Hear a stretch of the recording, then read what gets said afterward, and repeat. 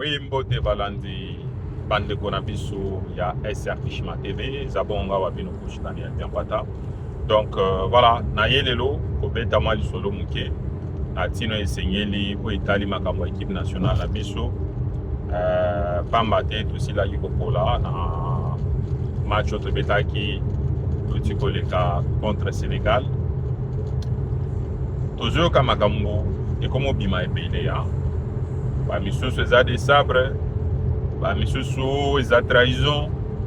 Donc ba makambo moko ezobima place ezoutela toyebi te. Mais celui à l'obéli des sabres ngana kioni make bon sur ces coups là les sabres à quoi gérer match na bien été sur le plan il y a effectif, gestion effectif na et puis profondeur il y a banc. Donc il y a certains joueurs où il fallait des sabres déjà avant dans l'équipe nationale pour que ba pour aider na question étalée profondeur il y a banc. Donc wana je pense que yemo ka komona za entraîneur et pour que akoka pour bakisa ba joueur mususu ko ba kuti ko aider pour que tozala na effectif moko garni parce que eloko bomaki biso yango na tozali na ba joueur oyo bazali ba titulaire bazo betate o ba ki ba réserve pe bazo betate. Oui, les ana ebele ba uti ko zo ba club mais la plupart bando betate. Mais chaque banda qui match titulaire mais tant de jeunes na club les amuki. Donc c'est le cas un peu généralisé. Même ba Moutousami, ba Tuana, ba Betty Machuana, ba Charles Piquel, Arthur Maswaku, tous les joueurs Nabiso Tanabango Zalagi Mouké. Donc à un moment donné, c'était normal qu'en a deuxième mi-temps, tango match de Komo Kendema Moussika, Fatigi Koti, et plus ils avaient envie, plus ils voulaient forcer. Tout le monde a qui va blessure physique, oui, Salimaki, oui, ça a blessure, et il y a chaque pas blessure. Donc, et puis rendement, ils allaient qui bien. Donc, l'équipe ils allaient qui débalancée. C'est pourquoi, on a joueur dans l'équipe nationale, bah ça là, effort, dans le club, dans le ici, dans Zongi, va s'entraîner en double au fait. Il faut baser na entraînement individuel. Na championnat nengi ba uti kozonga na ba championnat. Il faut que chacun d'entre eux ait un championnat individuel. Bakambu était au meilleur niveau et je pense qu'il a beaucoup travaillé et ça se voit même dans sa façon de jouer actuellement. Donc c'est ce que je vais recommander. Elia Meshak, tous nos joueurs, Oyo, tant de jeunes à Bango et Zalaki Mouké, na saison en tout cas avant mercato ou pendant le mercato, Bakoka, Kosalaka entraînement individuel pour que Bab matisse niveau, tel que ceux qui niveau na Bango matissent individuellement, Bakozala titulaire na ba club na Bango et aussi na équipe nationale ba ko pesa so rendement bien nenye to mona ki ba na Sénégal ba pesi rendement moko 100% dans un match très disputé, engagé. Ils n'ont pas eu de blessures, il y a pépin physique que les joueurs a eu souci à santé ou bien voilà le colopasi ou bien quoi biloko bongo tout que le monde on a joueur à Sénégal té mingi to mona ngo pa na biso pour tant de jeux et funda kibiso. Et même gardien à Bisso à Koka quitter parce que déjà Azana problème il y a taille et plus manque à travail donc biloko toana et ça là qui bien. Wana eza côté à bas joueur côté entraîneur to suite le bela qui entraîneur à Giraki effectif naé bien penza mingité en plus effectif naé ezala qui n'attend de jeu mouké. Donc on espère que dans les prochains jours monsieur Sébastien Desabre il va regarder certains joueurs qui peuvent venir aider l'équipe et qui ont du temps de jeu, qui jouent dans leur club respectif. Maintenant, les Cambo Italie trahison. Batebele bazole la trahison. Ngana zo chango déjà au clair. Problème à trahison zawanate. Nganga abeta ka match. Et loko isala ka équipe est gagné et sa organisation préparation. Il y a match. nelo que ça l'équipe peut gagner. Donc tant qu'on a naza kolobake coach de sabre à gérer qui match T, c'est dans la préparation à match et puis pendant le match, avant, pendant et après. Chaque match, on prépare. Donc c'est pourquoi bato ba beta balé ba ebike avant entraînement, sur le entraînement, coach appelle ça plan à entraînement et tant que bozo ça l'entraînement, il fait le suivi. Il y a biloko yo ba instruction ou appelle ça qui bino, il fait le suivi pour que à s'assurer que mon client soit salé en bien, mon client soit s'améliorer, mon toi ça s'appliquer. Et tango entraînement aussi là, coach a ko zongi la osala récap.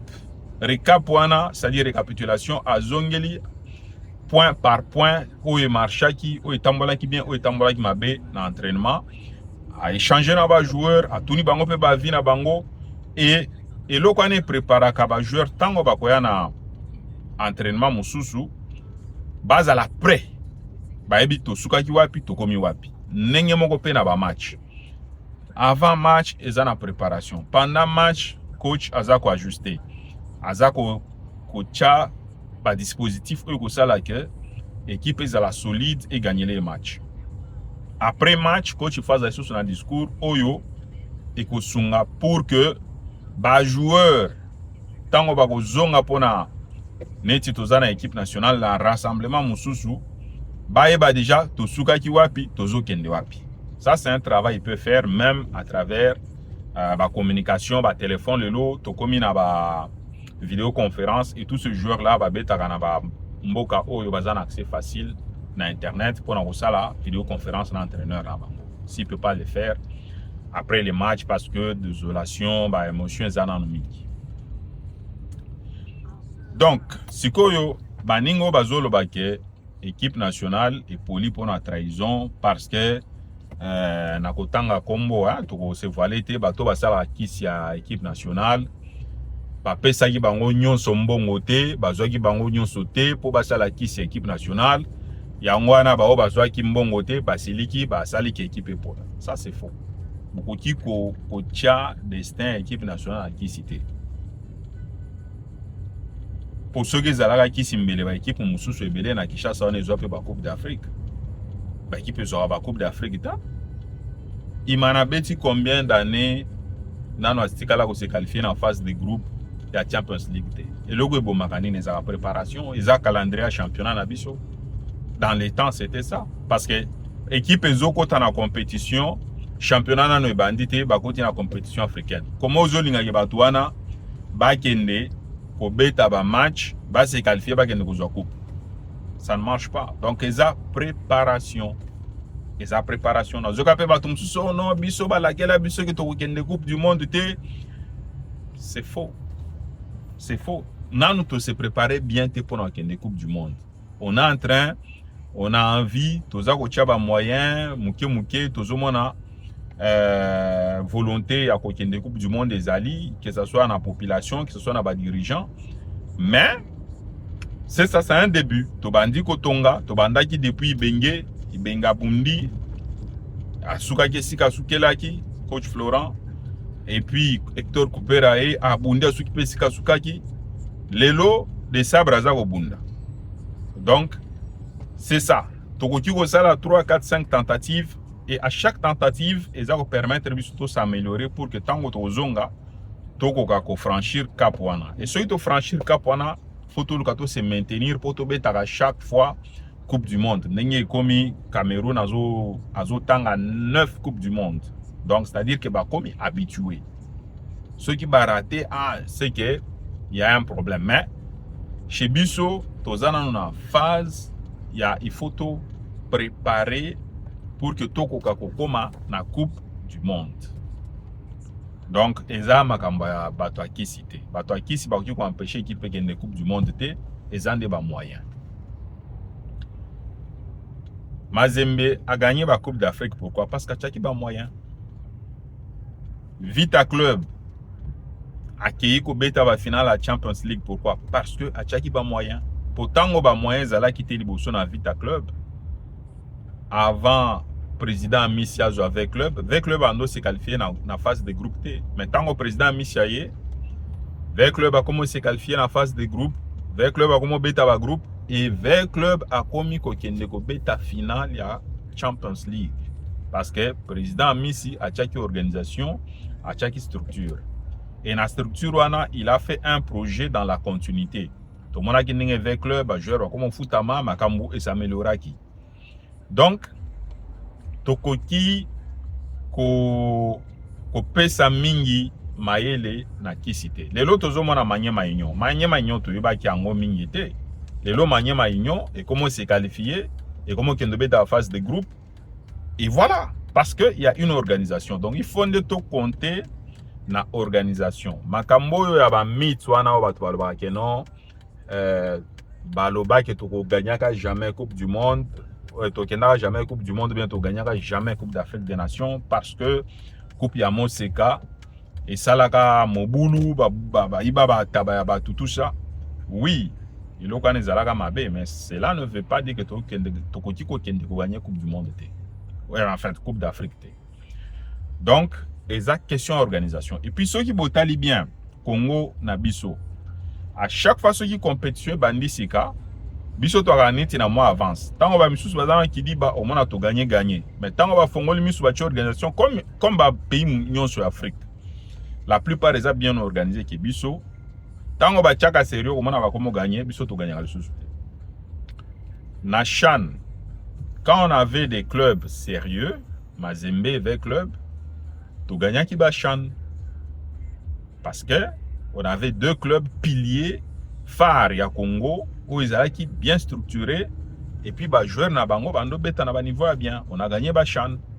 Bogota la même bien kala na basket féminin. Bah si oyo ya biso ya Congo bando gagné Coupe d'Afrique souvent parce que na moment wana ba équipe mususu ya Afrique et timbela kinano masolo ya Coupe d'Afrique te. Et au komona ba kamanga biso to ka na mike to ka ba kamanga et puis ensuite moi du ba ekoya Zaïre à l'époque Congo et neko beta ti ba Jeux olympiques to bando se qualifier to beta Jeux olympiques. Je me rappelle to beta na Jeux olympiques à Atlanta. Oh ya suka ba moi du ba kenda. Donc wana na football féminin na basket na football féminin pe léopard et neko kende musika tozo kende ko gagner. Mais du moment où ba pays mususu et ko lamuka et fongoli misu et une organisation léopard tout le monde a sous nzela te ni na Coupe d'Afrique ya basi ya football ni na basket ya basi tout le monde a sous nzela te. C'est-à-dire que ce qui nous manque eza makambo ba kisite ne ba to ba komi kokumisa kisi ba komi si bale komi kisi. Mais ils ont des organisations. Bato basala la kisi pour na makambo ba match, c'est normal. Bate ka ba produit na bango, c'est normal. Basa la promotion qui a ceux qui bopé si biso te pour gagner te pour kende te. Mais yango mute sala ka te ke biso to gagner te ou bien to kende nulle part. Et ce qui est nazo ka non voilà ba lobi ke ba joueur à Kinshasa bazo kende Coupe d'Afrique te, en fait bazo kende équipe nationale te. Problème les joueurs qui ne coupe équipe nationale, le problème n'est pas là. Ils ont des compétences. Ce qu'on y est bio côté, ce qu'on y est bité, c'est aussi simple que ça. Bah trésor pour tout bah nos côtés comment? Parce que ils savent bah nos bêtes équipe nationale pourquoi? Parce que na poste nae, on pouvait appeler tous les professionnels. Tant on va koya, ils savent aux alikolo na bango, ils savent aux bêtes. Donc c'était ça. Bah kasussula, bah nos bêtes parce qu'ils étaient bons. Bando pèse ko beta parce que nous c'est la bango ba cadeau. Ils étaient bons na ba poste na bango, c'était des jeux longs. Ba Joël qui me paye là. Titulaire indiscutable. Il jouait parce qu'il était bon. Donc problème oyo ya ko relier équipe nationale que non, il fallait jouer mon kwa Kinshasa pour pas payer kisi ya kende ko bien équipe nationale. Bilo kwana eza ba distraction. Et puis là qu'on a compris ça conseil na ba leki na biso bazo beta bale na Kinshasa. Bako sarabino mingi. Bale zaka ka travail na volonté ko mi pesa na bale. Yango mutu ko futa o liboso. Soki olinyo sala kisi ya bale kende na mboka na bino luka chef coutumier na bino apesa bénédiction ya bakoko. Sozo kende ko kisi ya bale okobunga nzela. Donc, conseil na kopesa ngwana. Et la plupart de nos joueurs, bah jeunes au Kendaga, au Kendeboe, bazo sala, bah kamati ba sous-vêtements ou bien bilamba ba joueur ba ki kumemelango nganga. Mais yo kanso pesi sous-vêtements no équipe nganga wana. Pour équipe gagner ou bien pour saler la ba makambo gagnaka. Mais nganga ya za trafiquant, ya za commerçant. Tant on pesi sous-vêtements, c'est-à-dire omiteki. Omikabi pa na ye. Yesko afanya sous-vêtements wana. Yo parfois kozala aussi bosani kutu ke sous-vêtements no moko botika ipanganga fulani. Mais ya za nango. C'est-à-dire qu'à tout moment, le fait que yo aussi fongolé la porte, au pesa sous-vêtements na yo. À tout moment, il va jouer avec toi. À kosakana na yo. À régler nenga lingi. C'est pourquoi même banana biso bazo tapoto, moi j'encourage babetaka, bayaka ko beta na équipe nationale, c'est encore mieux parce que bango basala babilo kwa nate. Et na radar oya bato ba travailler ba match, bazo mona bango bien te. Vous allez comprendre. Bale na biso comment lokola ma secte mo. Pour comprendre la situation oyo et les Kanaka na bala Congo.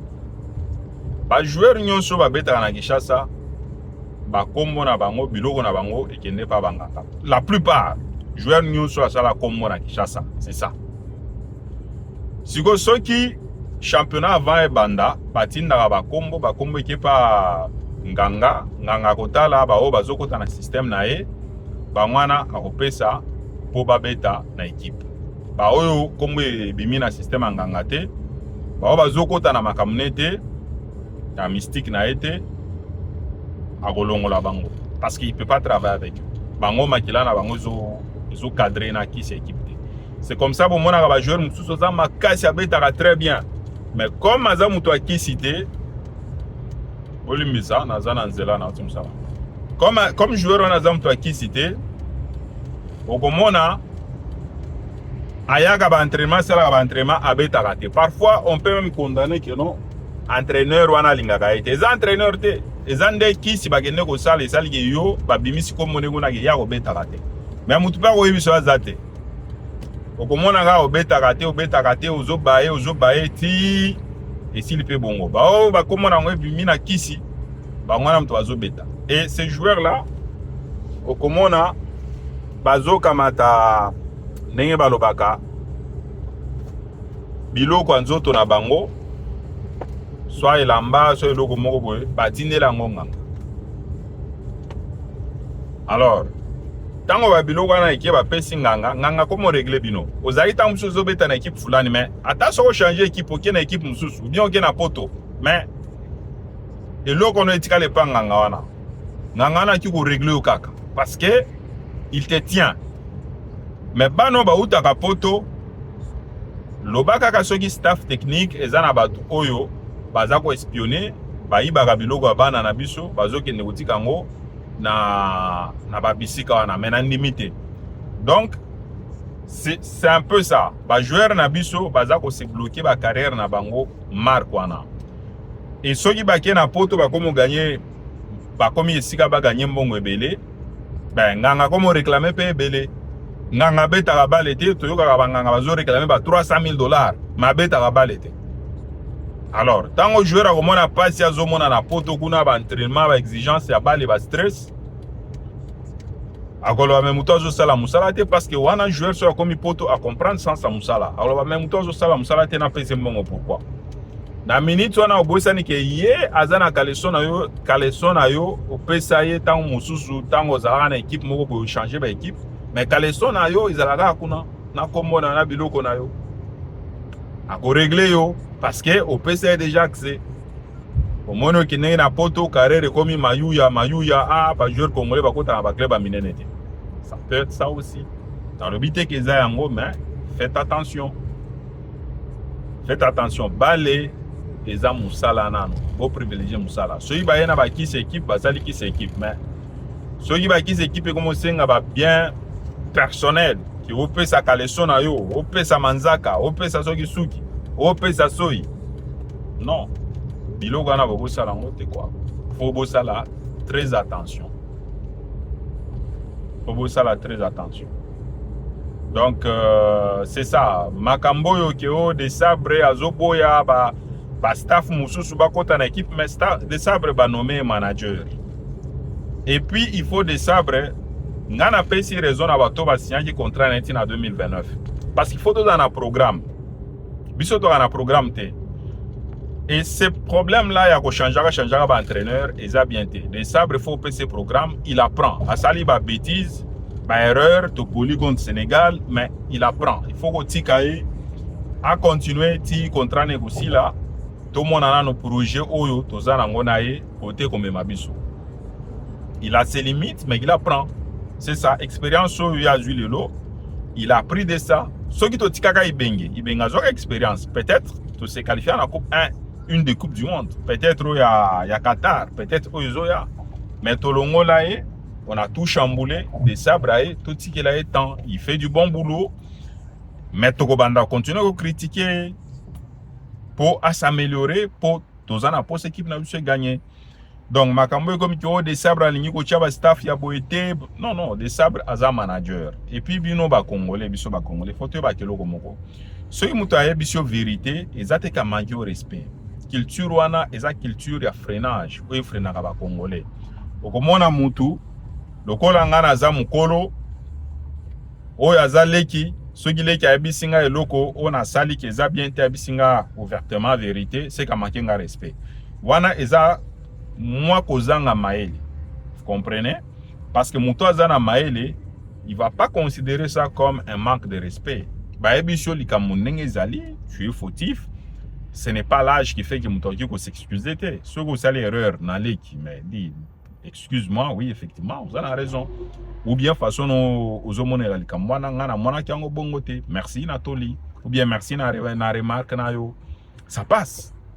Mais si on fait des choses, un professeur, na université, qui se font passer pour des savants,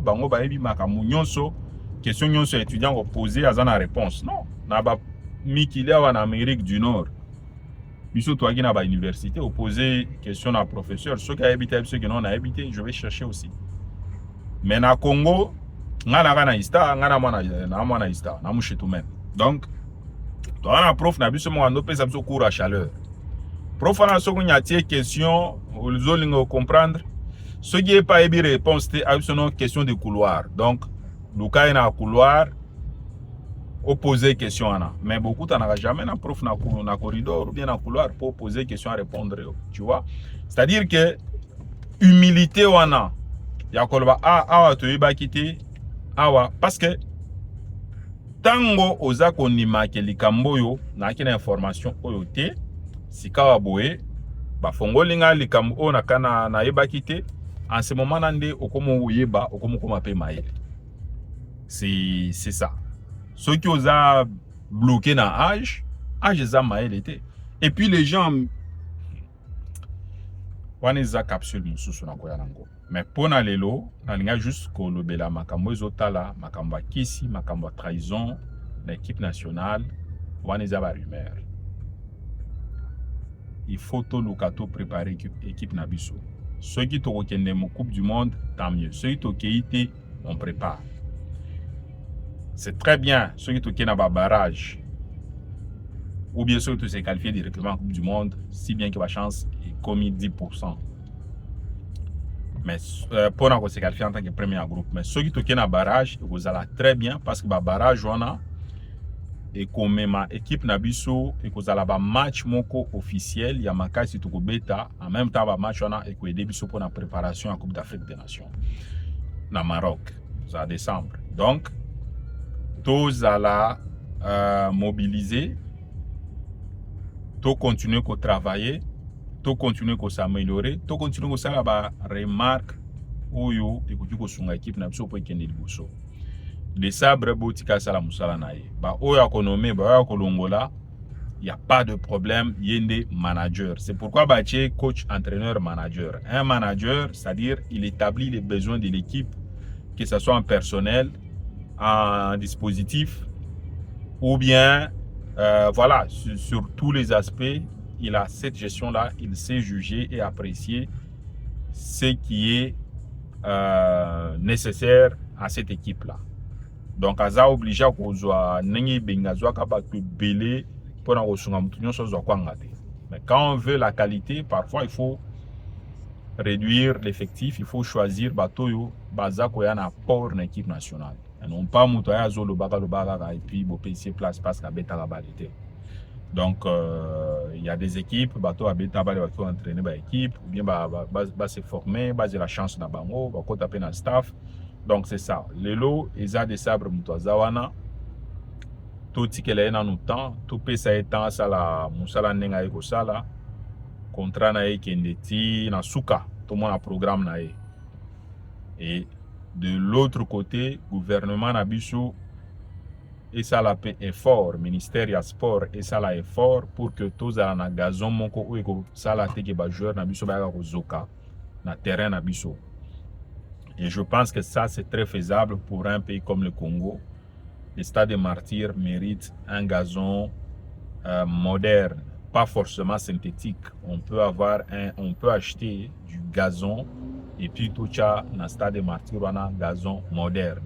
De l'autre côté, gestionnaire y a Stade des Martyrs, il faut aller entretenir gazon y a Stade des Martyrs parce que ça c'est l'air de jeu. Tant inspection a fait yaka et rataka jamais gazon. Donc yaka batala la vestiaire mingi gazon. Donc ça c'est le minimum qu'on peut faire pour ces stades-là. Donc voilà, il y a eu des incidents au stade. J'ai rien à dire par rapport à ça. Il y a quoi encourager. On espère juste que Bako Zongi Sabakiti ou Babukaki. Et il faut peuple oyo Bukaki Bakiti wana et Futa Bakiti wana. Waneza makanisinanga peuple ko futa bakiti wana ndenge faut mati sa billet ya stade prix. C'est-à-dire ceux qui billet ba noter kango na pesa exemple à dollar, $1, il faut ba tiana ba match nyonso ko beta na Stade des Martyrs billet ala $1.5. C'est-à-dire 5 wana $0.5 wana ezambongo to kozongisa po na bakiti o public na biso buki. Donc c'est ça.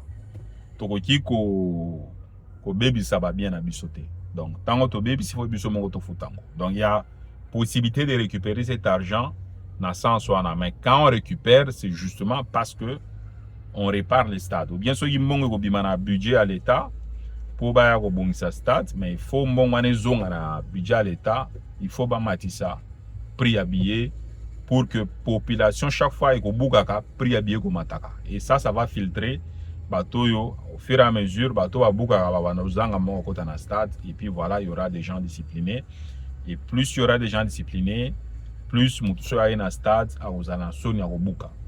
C'est aussi simple que ça. Donc voilà bandeko, merci mingi na lobby mingi to 28 minutes.